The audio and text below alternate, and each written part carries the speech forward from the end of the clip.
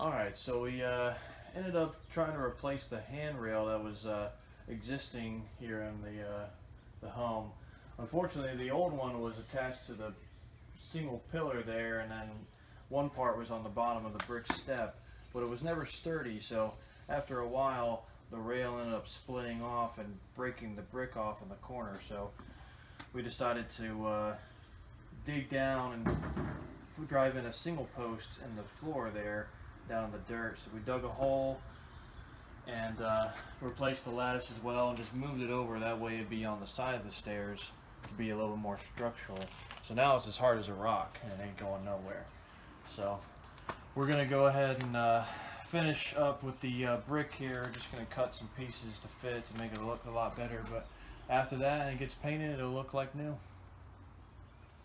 Alright, so now we're filling in the cracks with some mortar. We chipped off one of the spare bricks that we had off the corner and just kind of jerry-rigged our own little brick in the middle.